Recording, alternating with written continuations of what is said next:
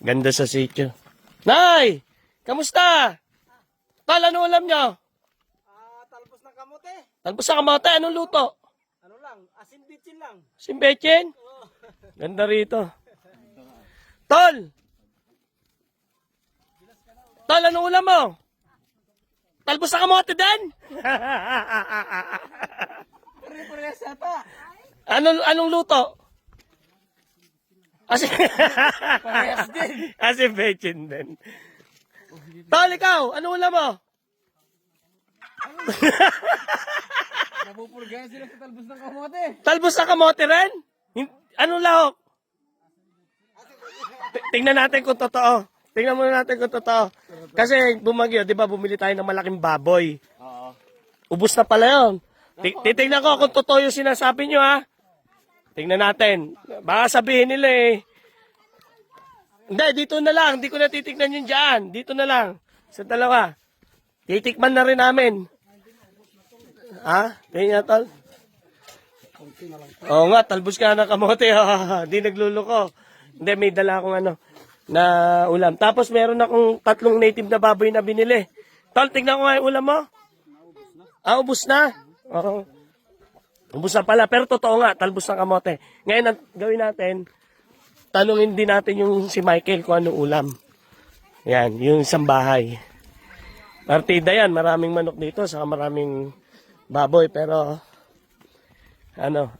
mas gusto nila yung mga organic na pagkain.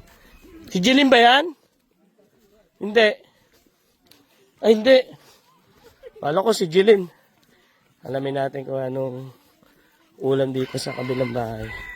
Kay Michael muna, kay Michael. Bago kay tatay. Kay tatay Chuck. Masarap ulam yan eh. Kel! Jeline! Lola, kamusta? Anong ulam mo? Kamote.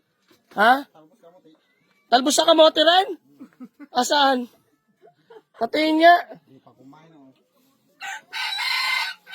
Oo nga, no. may dala naman ako ulam eh. Dito, tanungin natin. Eto, tol, marami kaming dala. Isang araw lang akong dinapunta eh. Talbos ng kamote. Kitatay. Napaka-exciting na ito ah. Oh, sino yung bata na yan? Tay! Tol! Wala? Ano ulam mo? Wala kang ulam? Wala ka niluto kahit ano? Ba't di ka nagluto? Ano ulam ka na umaga? Kanina po umaga yung gabi po. Gabi. Iba naman pala to. Dito, tanong ako.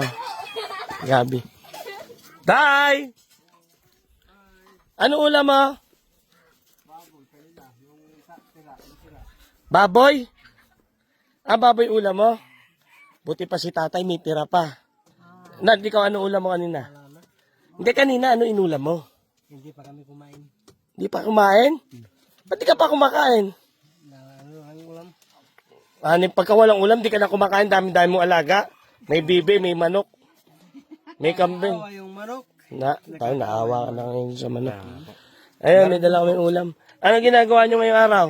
Hindi ba nasalbong palay, palay na nabasa, ginaganon. Di naman nabagyo dito. Pumunta sa Marablos. Tignan mo. Ano ginawa sa Maruglo? Yung bayaw niya nagtanan. Nagtanan. Buti naman. Kampong. Nagsambong. Dito, tingnan natin. Ayun, sila po Jimmy. Po Jimmy! Buti naman at safe yung mga bahay dito sa sitio. Ito lang po na dito.